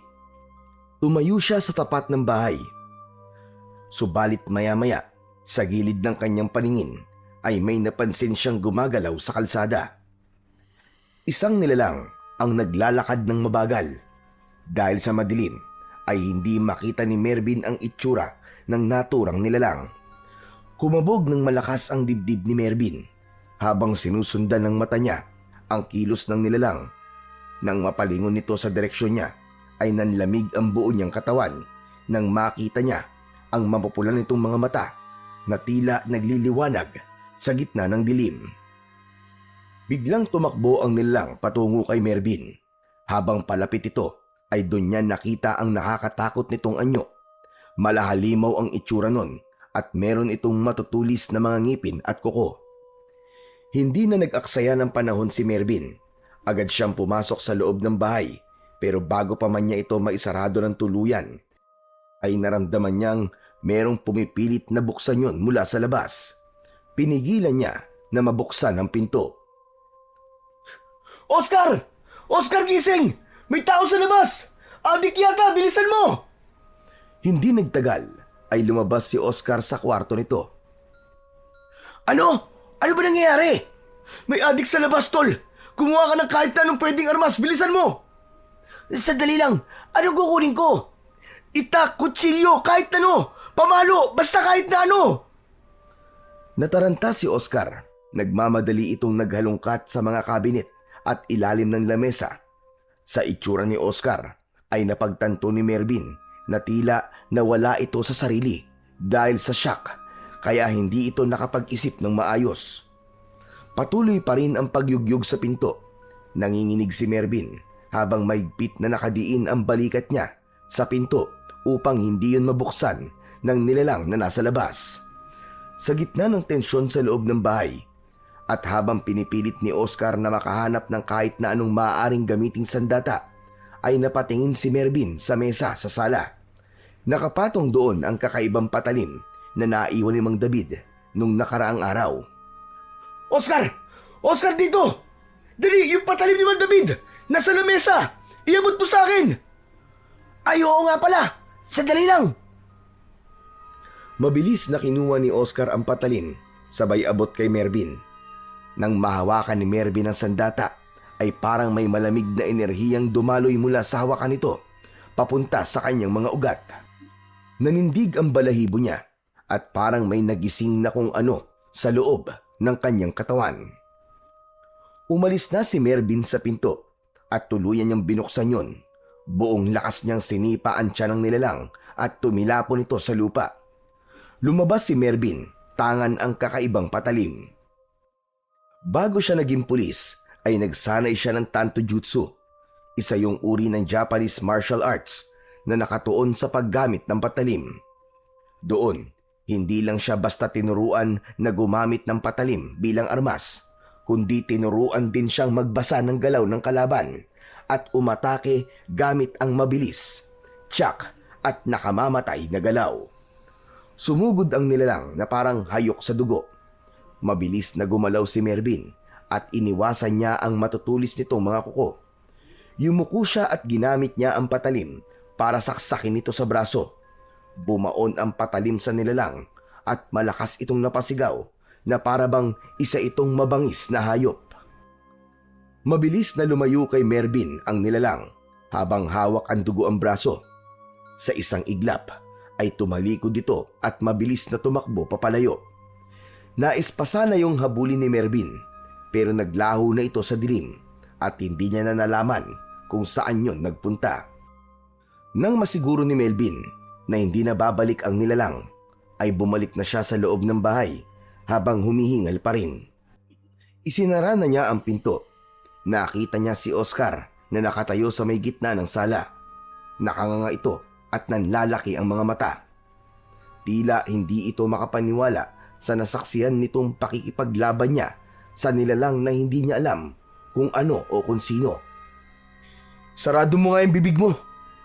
Baka pasukan pa ng langaw yan eh. Napakurap si Oscar para itong nagising mula sa mahimbing na pagkakatulog. Pare, hanip ka! Ang galing mo! Saan ka natuto makipaglaban gamit ang patalim? Akala ko baril lang ang alam mo eh. Sa alam ka talaga pare. Alam mo kasi Oscar, bago ako naging pulis, nag-aral muna ako ng Tanto Jutsu. Ano? Tanto Jutsu? Ano yun? Martial arts yun sa Japan pare, na pakikipaglaban gamit ang patalim. Pero hindi ako sa Japan nag-aral. Sa Maynila lang din. Grabe! Ang galing ng mga galaw mo kanina pre. Pero alam mo ba kung anong nilalang ang nakalaban mo kanina? Pare, hindi ako maaaring magkamali. Aswang ang nilalang na yun. Aswang? Oo pare, maniwala ka. Kahit ako, hindi rin makapaniwala eh. Pero nakita mo naman ang itsura niya, di ba? Nakakatakot. Hindi yun adik, kundi isang aswang. Napabuntong hininga si Mervin at muling tumingin sa patalim na hawak niya. Sa pagkakataon na yon ay unti-unti nang nagbago ang kanyang paniniwala. Tama ka paring Oscar. Mukhang naniniwala na nga ako na totoo ang mga aswang. Pero alam mo Oscar, kakaiba talaga tong patalim ni Mang David. Parang may enerhiya na dumaloy sa katawan ko. Parang pinalakas ako nito pare, habang hawak ko. Sa tingin ko naman walang kinalaman ng patalim na yan sa ipinakita mo kanina. Sadyang magaling ka lang talaga, kaya naitaboy mo yung aswang na yon. Napangiti si Mervin sa sinabi ng kanyang kaibigan. Sa kabila naman ng nangyari kanina, ay napagtanto niya na kaya naman pala niyang makipaglaban sa aswang. At sigurado siya na kung sakaling babalikan siya nun, ay kayang-kaya niya ulit yung itaboy o kaya ay patayin. Kinabukasan, matapos mag-almusal nina Mervin at Oscar, ay nasa isip pa rin ni Mervin ang nangyari kagabi. Bukod doon, ay iniisip niya rin ang kakaibang lakas na bumalot sa kanya nang hawakan niya ang kakaibang patalim ni Mang David. Tumayo siya mula sa kinauupuan at kinuha niya ang patalim. Nilapitan niya si Oscar na nakatayo sa may pintuan. Pare, ang mabuti pa pumunta na tayo ngayon sa bahay ni Mang David. Ibabalik ko na tong patalim niya. Tinignan siya ni Oscar mula sa tasa ng kape na hawak, saka tumiklop ng labi at bumuntong hininga. Tinatamad ako Hindi ba sinabi ko na sa'yo na malayo nga ang bahay ni Mang David? Saglit lang naman tayo dun Hindi na rin siya nakabalik dito. Aba, ilang araw nang nandito yung gamit niya Saka baka hindi niya alam na dito niya naiwala yun. Kaya hindi siya bumalik. Ay nako, sige na nga. Sandali lang at magpapalit lang ako ng damit. Huwag ka na magpalit ng damit. Kay Mang David lang naman tayo pupunta Oo na. Kulit talaga nito, kundi lang kita kumpare. Lumabas na ang dalawa sa bahay at matapos makandado ni Oscar ang pinto, ay magkasama na silang naglakad patungo sa bahay ni Mang David. Matapos ang halos kalahating oras, ay nakarating na sina Mervin at Oscar sa tabi ng ilog kung saan matatagpuan ang bahay ni Mang David. Isang payak na kubo ang tirahan ni Mang David. May ilang bahagi ng dingding na butas at tinakpan lang ng sako. Lumapit si Mervin sa harap ng bahay. "Tao po! Tao po! Mang David? Nandiyan ka ba sa loob? Tao po!" Hindi nagtagal ay bumukas ang pinto at lumabas si Mang David. Wala sa mukha nito ang gulat nang makita sila na parabang inasahan na nito na pupunta sila roon. Alam kong pupunta ka dito para dalhin ang aking patalim, Mervin. Aba, kung alam niyo naman palang nasa amin ang patalim niyo, sana kayo na lang kumuha sa bahay. Pambihira naman kayo, Mang David, oh. Ang layo-layo kaya ng bahay niyo. Tama na, Oscar. Nandito na tayo eh. Tumahimik ka nga muna. Muling humarap si Mervin kay Mang David.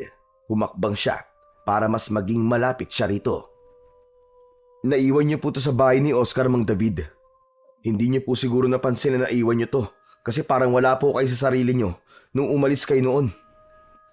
Hindi ko naiwan yan, hindi ko alam. Sinadya kong iwanan yan doon. Napakanot noo si Mervin. Ha? Sinadya niyo pong iwan? Pero Mang David, bakit niyo po ginawa yon? Dahil naramdaman kong ikaw ang karapat-dapat na maging susunod na magmay-ari ng patalim na yan. Mabuti ang puso mo, Mervin, at may likas kang tapang at lakas na hindi meron ng lahat. Yan ang mga katangian mo para magdesisyon ako na ipamana na sa'yo ang aking armas. Teka, sandali lang po, Mang David.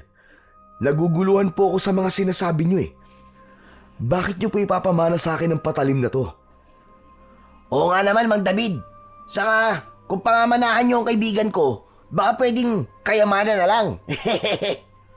Tumahimik ka nga muna, Oscar. Ang daldal mo talaga. Mang David, ano ba talaga ang patalim na to? Tsaka, bakit po nung hawakan ko to kagabi, ay para bang may dumaloy na kakaibang lakas sa katawan ko? Nakita ko ang laban mo kagabi sa aswang. Mahusay ka, Mervin. Kaya napatunayan kong tama talaga ang desisyon ko na sa'yo ipagkatiwala ang patalim na yan. Ay, dako. Ang dami niyo pang pasakalya, Mang David, eh. Pwede bang diretsuin niyo na kami? Ano ba talaga ang patalim na yan? Napabuntong hininga si Mang David at matama nitong tinignan si Mervin. Noon, ako ang gumagamit ng patalim na yan sa pakikipaglaban sa mga aswang. Sa dami ng napatay kong aswang, ay gumanti sila sa akin. Isang gabi, habang wala ako sa bahay, ay pinasok nila ang tahanan ko at pinatay nila ang buong pamilya ko. Simula noon, parang may nabasag sa akin. Nawawala ako sa akin sarili. Minsan matino ako, minsan naman ay hindi. At doon ko naisip na hindi ko na kayang gamitin ang patalim na yan na gawa sa pangil ng kidlat. Hindi na ako karapat-dapat para riyan. Kaya naisip ko na ipagkakatiwala ko na ito sa ibang tao. At yun ay walang iba, kundi ikaw, Mervin. Ibig sabihin po gawa po ito sa pangil ng kidlat. Pero wala naman pong pangil ang kidlat ha. Hindi literal. Ayon sa tatay ko, may isang bakal na tinamaan ng kidlat sa gitna ng malakas na bagyo. Kumuha siya ng bahagi ng metal na yon at pinanday niya para maging hugis na parang pangil ng kidlat. Ang hawakan naman yan ay may mutya sa loob at kung sino may hawak ng armas na yan, basta siya ay karapat-dapat ay magtataglay ng kakaibang lakas at bilis. Mabisay ang panlaban sa mga aswang at gusto kong ikaw na ang gumamit niyan, Mervin. Hindi po ako pumunta rito para makipaglaban sa mga aswang. Ang gusto ko lang po ay mabigyan ng hustisya ang pagkamatay ng nobya ko. Hindi ba't ang nobya mo ay si Laika, na anak ni Benjo at Maricel? Aswang ang pumatay sa kanya. Nakita ko ang katawan niya nang matagpuan ito ng mga tao. At sigurado ko na aswang nga ang may gawa nun sa kanya. Kung mapupuksa mo ang mga aswang dito sa baryo natin, ay may paghihiganti mo na rin ang iyong nobya. Tumigil ang mundo ni Mervin ng sandali. Hindi siya nakasagot dahil muling bumangon sa puso niya ang matindi niyang pagnanais na mabigyan ng hustisya ang pagkamatay ng kanyang nobya. Kung ganun po ay pumapayag po ako, Mang David. Gagamitin ko po ang patalim na ito para labanan ng mga aswang dito sa baryo. Maraming salamat at tuluyan mo nang tinanggap ang kapalaran mo. Wala na akong ibang hiling kundi ang magtagumpay ka, Mervin.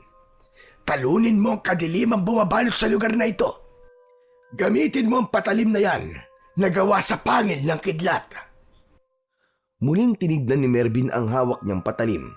Pakiramdam niya ng sandaling yon ay parte na yon ng kanyang katawan at iisa na sila. Sa kanyang isipan ay naglaro ang imahe ng aswang at nangako siya sa kanyang sarili na sa susunod na makakaharap niya ito ay hindi niya na ito hahayaan na mabuhay pa. Mataas na ang sikat ng araw nang umalis sina Mervin at Oscar sa bahay ni Mang David. Habang tangan ni Mervin ang patalim na gawa sa pangil ng kidlat, ay paulit-ulit na umaalingaw-ngaw sa loob ng isip niya ang lahat ng mga sinabi sa kanya ni Mang David.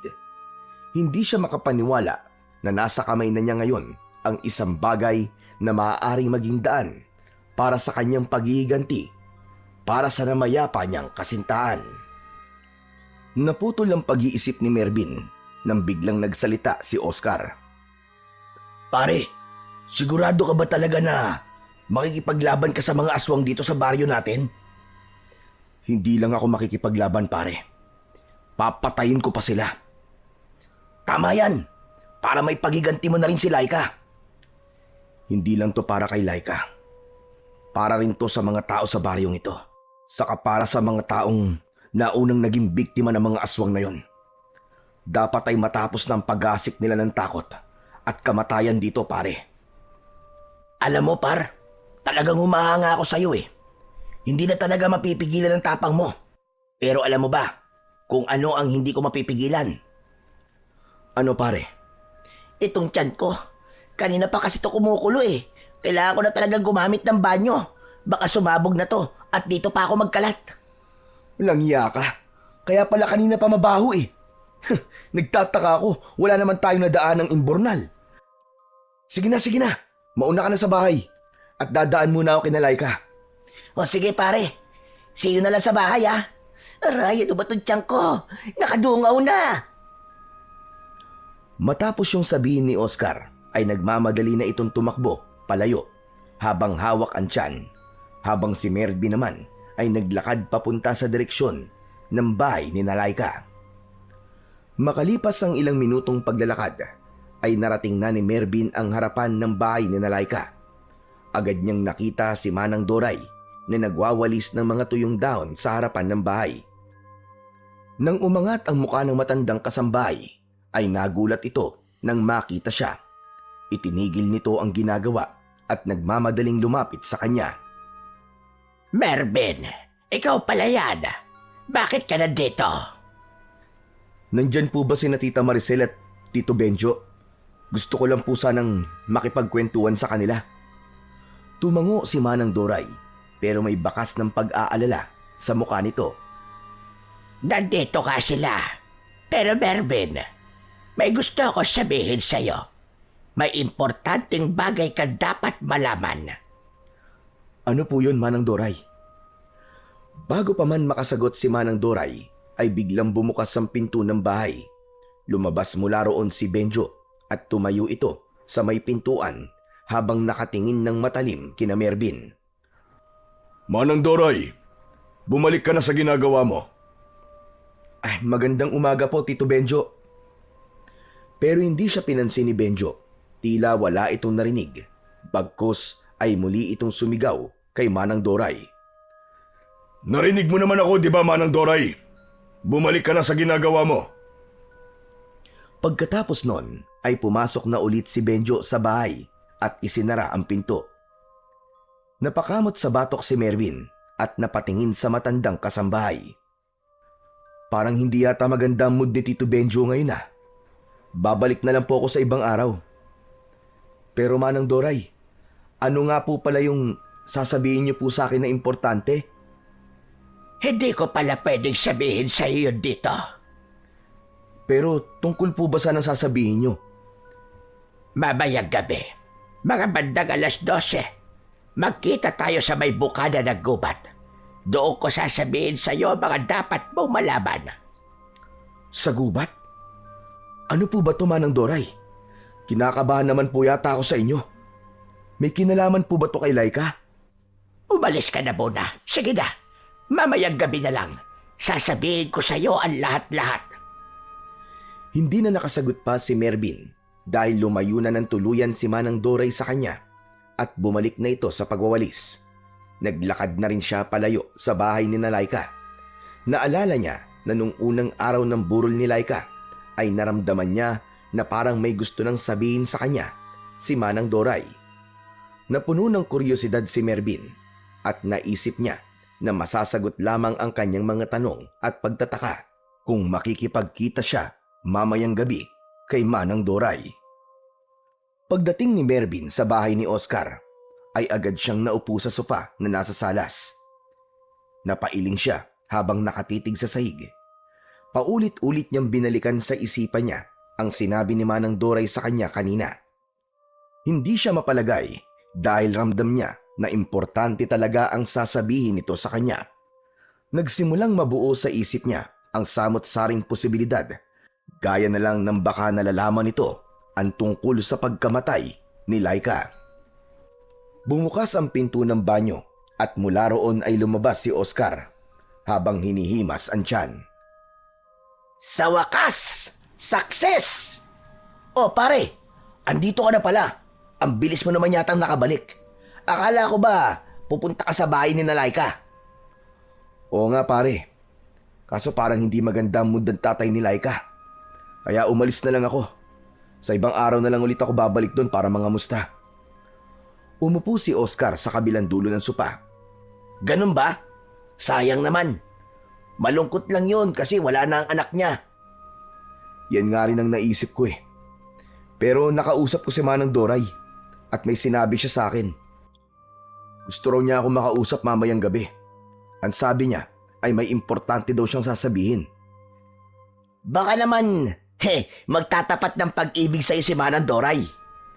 Ikaw talaga puro ka namang kalokohan, Oscar eh. Napailing si Mervin at bahagyang natawa pero mabilis ding nawala ang ngiti. Sumandal siya sa sopa habang nakatitig sa kawalan. Nung unang araw pa lang ng lamay ni Laika, naramdaman ko nang may gusto siyang sabihin sa akin pare. Para bang may bumabagabag sa kanya. Kaya lang parang hindi niya masabi sa akin kasi may ibang tao noon. Tapos kanina, sasabihin na dapat niya pero biglang dumating naman si Tito Benjo. Ano ba kasi yung sasabihin niya sa'yo? Parang napaka-confidential naman yata niyan para kausapin ka niya ng kayong dalawa lang. Hindi ko pa alam pare. Pero mamayang gabi malalaman ko na. Kung gusto mo, samahan na lang kita mamaya eh. Wag na pare. Ako na lang muna. Wala naman akong dapat ikabahala eh. Si Manang Doray lang naman yon. Tumango si Oscar, bagamat halata ang konting pag-aalala sa mukha nito. O sige, basta pare mag-iingat ka ha. Hindi na sumagot si Mervin. Tumango lang siya at muling napatingin sa kawalan. Tahimik ang paligid pero maingay ang loob niya. Habang papalapit ang gabi, lalo ring tumitindi ang pakiramdam niyang may isang bagay siyang malalaman na magpapabago ng buhay sa pagkikita nila ni Manang Doray mamayang gabi. Kinagabihan, ilang minuto bago sumapit ang 11:00 ay naghanda na si Mervin sa pakikipagkita kay Manang Doray. Nagsuot siya ng jacket dahil malamig ang gabing yon. Lumapit siya kay Oscar na nasa sala habang umiinom ng kape. Pare, Alis na ako ha. Baka hinihintay na ako ni Manang Doray eh. Baka kanina pa siya nandun. Ewan ko pare pero parang kinakabahan ako sa gagawin mong yan eh. Ano ka ba naman? Huwag kang paranoid. Si Manang Doray lang naman ang kikitain ko eh. Kilala naman natin yun, di ba? Malapit siya kay Laika. Mabait yun. Saan ba kayo magkikita? Para alam ko kung saan ka pupuntahan kung sakali. Doon sa bukana ng gubat. Doon daw niya gusto makipag-usap sa akin eh. O sige pare, ganito na lang Kapag lumipas ang 1 oras at hindi ka pa rin bumabalik, ay susundan na kita ron, okay? O sige, ayos lang. Mas mabuti na nga siguro yung nasa isip mo. Matapos yun ay nagdesisyon na si Mervin na umalis. Papunta na sana siya sa pintuan nang makita niya ang patalim na ibinigay sa kanya ni Mang David. Nakapatong yun sa mesa na nasa gitna ng sala. Sandali niya yung tinignan. Oh, akala ko ba aalis ka na? May nakalimutan ka pa ba? Mas maganda sigurong daling ko ang patalim ni Mang David. Tama ka dyan pare, dalhin mo nga yan para may proteksyon ka. Walang pagdadalawang isip na kinuha ni Mervin ang patalim na gawa sa pangil ng kidlat. Muli siyang nagpaalam kay Oscar at sa pagkakataon na yon ay tuluyan na siyang lumabas ng bahay ni Oscar. Habang naglalakad si Mervin sa gitna ng kadiliman ng gabi, ay may kakaiba siyang naramdaman. Parang may mga matang nakamasid sa kanya mula sa kung saan. Nagtataasan ang balahibo niya sa braso at kakaiba ang kilabot na bumabalot sa kanya. Humigpit ang pagkakahawak niya sa patalim at patuloy niyang nararamdaman ang kakaibang enerhiyang ibinibigay nun sa kanya. Maya-maya ay sandaling huminto si Mervin at mabilis siyang lumingon sa likod. Tumingin din siya sa kaliwat kanan pero wala siyang nakitang kakaiba o kahina-hinala. Nilakasan niya ang pakiramdam niya. Wala man siyang nakikitang maaaring magdulot ng peligro sa buhay niya ay hindi niya maitatanggi ang kabang nasa dibdib niya. Muling nagpatuloy sa paglalakad si Mervin. Bawat takbang niya ay mas lalong lumalakas ang tibok ng puso niya, kaya hindi siya nagpakampante at inihanda niya ang sarili kung sakali na may aswang na umatake sa kanya. Makalipas ang ilang minuto ng paglalakad, ay nakarating na si Mervin sa bukana ng gubat. Agad niyang nakita roon si Manang Doray na may dalang lampara. Bakas sa mukha nito ang takot at kaba. Manang Doray, nandito na po pala kayo. Pasensya na po kung ngayon lang ako ha. Kanina pa po ba kayo rito? Hindi naman. Halos kararating ko lang din. Hinintay ko pa kasi munang makatulog sina Medyo at Maricel. Siya nga pala, Manang Doray. Ano po ba yung importanteng bagay na sasabihin niyo sa akin? Sandaling natahimik si Manang Doray habang matiim itong nakatingin kay Mervin. Isang malalim na paghinga ang pinakawalan nito bago ito nagsalitang muli. Mervin, makinig ka. Hindi totoo na pinatay si Laika ng aswang. Nagpakamatay siya. Ha? Manang, teka, parang imposible naman po yata yung sinasabi niyo. Bakit naman po niya gagawin yun? Makinig ka sa aking mabuti. Bago nagpakamatay si Laika, ay may ibinigay siya sa akin na sulat. Ang sabi niya, ibigay ko ang sulat na yun sa'yo kung sakaling mawala na siya. Hindi ko naman akalaing seryoso siya. Akala ko'y wala siyang kakayahan na gawin yun sa sarili niya. Isang nakatuping papel ang inabot ni Manang Doray kay Mervin na agad niyang tinanggap. Nanginginig ang mga daliri niya habang binubuksan ang sulat. Binasa niya yon sa isip niya. Nakalagay sa sulat na humihingi si Laika ng tawad sa kanya dahil pinili nitong wakasan ang buhay nito. Sabi niya ay hindi na nito kaya pa ang nangyayari sa buhay nito at kamatayan na lang ang naisip nitong paraan upang matakasan yon. Sa huling bahagi ng sulat ay sinabi rin ni Laika na mahal nito si Mervin at nagpapasalamat ito sa kanya na ipinaramdam nito ang pagmamahal niya rito. Luhaan at nanginginig ang buong katawan ni Mervin matapos niyang basahin ang sulat na yon ni Laika. Bakit hindi niya sinabi sa akin ang lahat ng to? Ano bang pinagdadaanan niya, Manang Doray? Bakit siya nagpakamatay? Dahil gusto ni na Bedyo at Maricel na gawing kagaya nila si Laika. Gusto rin nilang maging aswang si Laika. Sandaling natahimik si Mervin. Tila umurong ang luha niya sa sinabing yon ni Manang Doray. Kumunot ang noo niya dahil sa labis na pagtataka. Ano, Manang Doray? Ang ibig niyong sabihin aswang ang mga magulang ni Laika? Teka. Hindi ko maintindihan, Manang Doray. Hindi nila totoong anak si Laika, Mervin. Inampon lang nila si Laika dahil hindi nila kayang makabuo ng sarili nilang anak. Inampon nila si Laika kasi gusto nilang may pagpasahan ng pagiging aswang nila. At nang malaman ni Laika yon, ay hindi siya pumayag. Pero wala naman siyang magagawa dahil malaki ang utang na loob niya kina Bedyo at Maricel. Sa pagkakataon na yon, ay unti-unti nang naunawaan ni Mervin ang lahat. Kaya pala siya nagpakamatay dahil ayaw niyang maging aswang.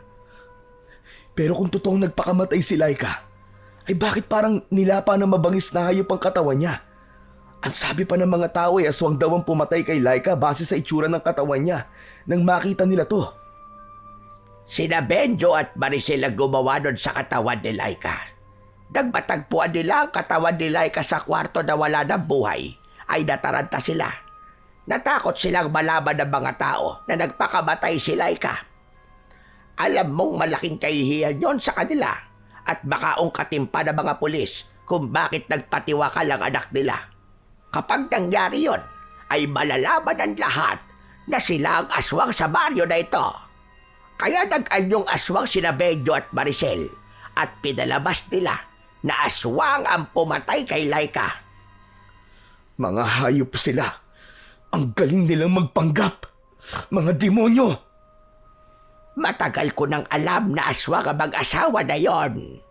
Nangako sila sa akin na hindi nila ako sasaktan basta't manahimik lamang ako. Kailangan ko ng pera, kaya pumayag naman ako. Pero hindi ko na kaya.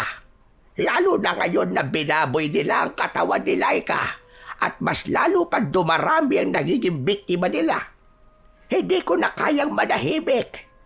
Hindi na lang ito tungkol kay Laika, kundi pati na rin sa iba pang mga inosenteng tao na pinatay nila.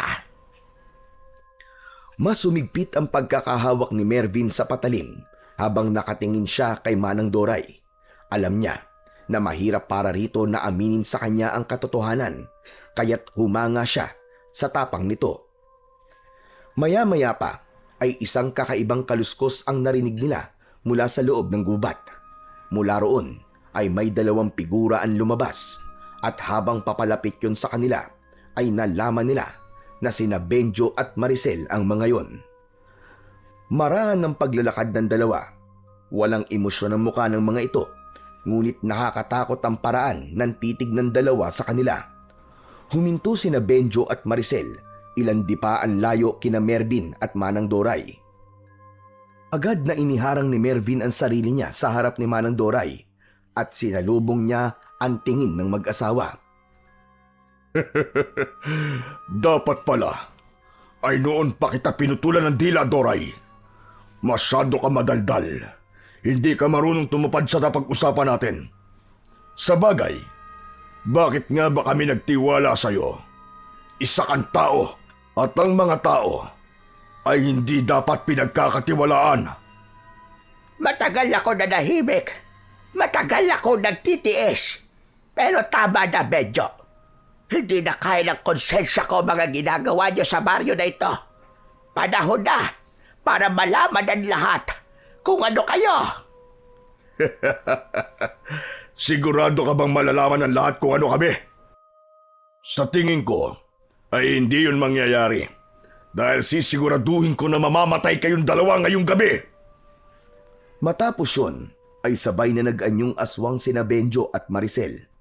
Tinubuan ng mga ito ng makapal na itim na balahibo. Naging matutulis ang mga kuko at ngipin ng dalawa at naging malahalimaw ang muka ng mga ito. Malakas na sumigaw ang dalawa na parang mababangis na mga hayop. Hindi makapaniwala si Mervin sa nasasaksihan. Bumilis ang tibok ng puso niya pero mas pinili niyang maging kalmado. Alam niya na kung magpapadala siya sa takot ay baka magtagumpay sina Benjo at Maricel sa gustong mangyari na mga ito. Naramdaman ni Mervin ang tumitinding tensyon sa paligid habang nasa harapan nila sina Benjo at Maricel na nagpakita na ng totoong anyo. Hanggang isang ideya ang naisip niya. Mabilis niyang kinuha kay Manang Doray ang lampara at inihagis niya yun sa may paanan ng dalawang aswang. Nabasag ang lampara at sumiklab ang malaking apoy na nagpaatras sa mga aswang. Manang Doray! Tumakas na kayo! Ako nang bahala dito! Mabilis na lumayo si Manang Doray at hindi na napansin ni Mervin kung saan ito nagpunta dahil sinamantala niya ang pagkakataon. Sumugod siya sa dalawang aswang habang hawak ang patalim na gawa sa pangil ng kidlat. Sumalubong kay Mervin si Maricel pero hindi siya nagpasindak. Nasugatan niya si Maricel sa braso. Nang makita niyang pasugod naman si Benjo ay umiwas siya at sinubukan niya itong saksakin sa tagiliran pero nakailag ito. Kinalmot siya ni Benjo at napasigaw siya nang bumaon ang matatalim nitong kuko sa kaliwa niyang pisngi. Lumayo muna si Mervin sa mga kalaban at matalim niyang tinignan ang mga ito. Masahol pa kayo sa hayop! Ni hindi nyo man lang iginalang ang katawan ni Laika! Dapat lang yun sa kanya. Kung pumayag lang sana siya na maging kagaya namin, ay buhay pa sana siya ngayon. Sa sagot na yon ay nagdilim lalo ang paningin ni Mervin. Mabilis siyang sumugod kay Benjo. Lumuhod siya at sumadsad ang tuhod niya sa madamong bahagi at buong puwersa niyang ibinaon ang patalim sa hita ni Benjo. Nang huguti niya yon ay sumirit ang dugo ni Benjo. Ngunit sinunggaban siya ni Maricel sa likod at kinagat siya nito sa balikat. Malakas na napasigaw si Mervin dahil sa labis na sakit. Padiin ng padiin ang pagkakakagat ni Maricel sa kanya. Itinaas ni Mervin ang patalim at sinaksak niya yon kay Maricel na nasa likuran niya. Tumama yon sa ibabaw ng ulo nito at dere-derecho yung bumaon. Mabilis na hinugot ni Mervin ang patalim at naramdaman niya na kumawala na si Maricel sa pagkakakagat sa balikat niya. Mabilis na tumayo si Mervin at doon niya nakita ang walang buhay na katawan ni Maricel. Nakadilat ang mga mata nito na parabang nakatingin sa kanya. Isang galit na sigaw ang pinakawalan ni Benjo nang makita nito ang patay na katawan ng asawa. Lumapit ito sa asawa at niyakap ito. Maya-maya ay umangat ang mukha nito at matalim na tinignan si Mervin. Pagbabayaran mo ito, papatayin kita at sisiguraduhin kong mahihirapan ka muna bago ka malagutan ng hininga. Bagyang nakaramdam ng takot si Mervin sa tindi ng galit sa mukha ni Benjo. Ngunit alam niya na tama ang kanyang ginawa. Sa dami ng pinatay ni na Benjo at Maricel ay hindi dapat siya makaramdam ng kahit na konting awa para sa dalawa. Marahang tumayo si Benjo at bigla itong tumalon papunta kay Mervin. Mabilis niya itong iniwasan pero naabot ng mga kuko nito ang leeg niya. Mabuti na lang at hindi ganun kalalim ang naging sugat niya roon dahil kung nagkataon ay siguradong katapusan niya na. Bumuelo si Benjo at sunod-sunod itong umatake. Mabilis ang galaw nito at halos hindi na masundan ng mga mata ni Mervin ang bawat pag-atake ng kalaban niyang aswang. Naramdaman na lang niya ang malakas na pagsipa ni Benjo sa sikmura niya. Tumilapon siya at bumagsak ng pasadsad sa lupa. Gumulong siya ng ilang ulit bago tumama ang likod niya sa isang puno. Umubo si Mervin nang may kasamang dugo. Kahit medyo sugatan na siya, ay hindi pa rin niya binibitiwan ang patalim. Naglakad si Benjo at tumayo ito sa harapan niya habang nakangisi. Katapusan mo na, Mervin. Pero huwag kang mag-alala dahil magkakasama na kayo ni Laika sa impyerno. Nagkakamali ka! Kayong mag-asawa magsasama sa impyerno! Biglang isinaksak ni Mervin ang patalim sa paa ng aswang. Siniguro niya na bumaon yun hanggang sa lupa upang hindi makaalis si Benjo sa kinatatayuan. Tumayo siya at paulit-ulit niyang pinaulanan ng malalakas na suntok ang mukha nito. Nang halos madurog na ang mukha ng aswang, ay doon na niya hinugot ang patalim at walang pagdadalawang isip na itinarak niya yon sa tapat ng puso ni Benjo. Nang hugutin ni Mervin ang patalim, ay napaatras si Benjo at hindi makapaniwalang nakatingin lang ito sa kanya. Isang malakas na sipa ang pinakawalan ni Mervin at tumama yon sa dibdib ni Benjo. Tuluyan nang bumagsak ang aswang sa tabi ng asawa nito. Ilang segundo lang ang lumipas ay tuluyan nang nawalan ng buhay ang aswang na si Benjo. Humihingal na tumingin si Mervin sa dalawang aswang na napatay niya. Kahit duguan at sugatan siya, ay masaya siya dahil alam niya na wala nang susunod na magiging biktima ang mag-asawang sina Benjo at Maricel. Matapos ang lahat, ay lumabas na si Manang Doray mula sa likod ng punong pinagtataguan ito. Bakas pa rin ang takot sa mukha ng matanda nang lumapit ito kay Mervin. Mervin, iho, hindi ko akalain na magagawa mo silang matalo. Napakagaling mo. Pero kailangan ka madala sa ospital. At dami mo sugat. Napaupo si Mervin sa damuhan habang hawak pa rin ang patalim. Tumingala siya kay Manang Doray at matipid na ngumiti. Manang Doray, salamat po sa inyo. Kung hindi niyo po sinabi ang totoo, baka hindi ko po nalaman kung sino talaga ang kalaban natin. At kahit paano po, ay nabigyan natin ng hustisya ang mga pinatay nila Benjo at Maricel. Isa pa, naipaghiganti na rin po natin ang ginawa nila kay Laika. Nang sandaling yon ay nakita nila si Oscar na humahangos na dumarating. Humihingal itong huminto sa tabi ni Manang Doray at nagulat ito nang makita ang dalawang aswang na nakahandusay sa lupa. Diyos ko po! Bakit may mga patay na aswang dito? Sina Tito Benjo at Tita Maricel yan. Sila pala mga aswang na pumapatay dito sa baryo natin. Ginawa ko lang nararapat sa mga halimaw na yan. Ngayon, wala na silang mabibiktima. Sayang naman. Dapat pala inagahan ko ang punta rito. Natulungan sana kita, pare. Nagamit ko sana ang mga damoves ko sa pakikipaglaban. Pero sandali lang. Paano sila Mang Benjo at Aling Maricel ang aswang? Mamaya na natin pag-usapan yan.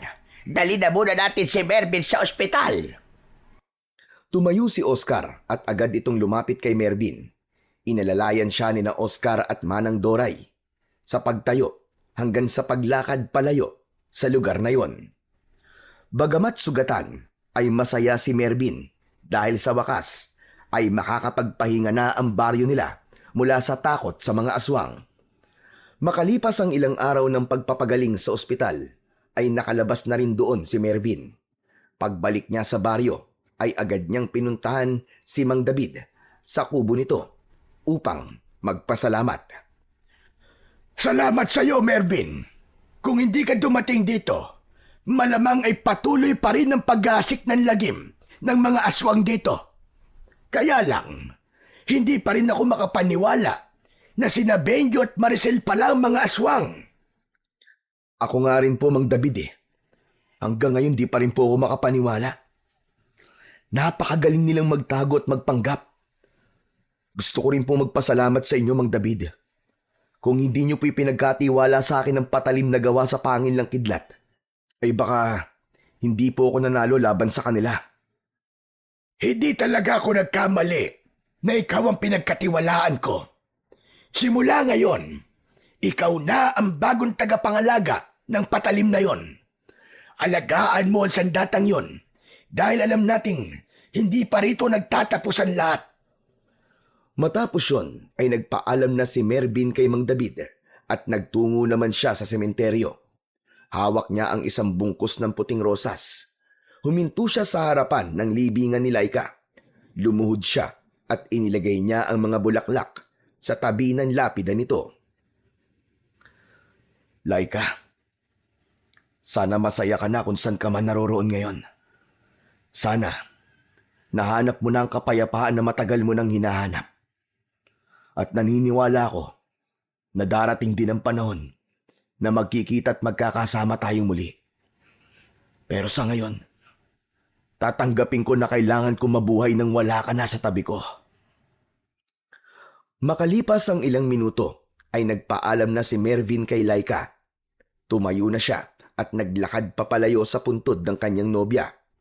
Sa bawat takbang niya, ay tila nababawasan ang bigat sa kanyang dibdib. Isang malalim na paghinga ang pinakawalan ni Mervin at matapos yun ay nakangiti siya ng malaki dahil alam niya na ginawa niya ang tama at ang nararapat. Matapos ang lahat ay nanumbalik na ang katahimikan sa baryo ni na Mervin. Sa paglipas ng mga araw ay unti-unting bumalik ang sigla ng mga tao, bagamat hindi pa rin lubos na matanggap ng ilan na ang mag-asawang Benjo at Maricel pala ang tunay na salot sa kanilang pamayanan. Dahil alam ni Mervin na tapos na ang unos sa baryo nila, ay nagdesisyon siyang bumalik na sa syudad.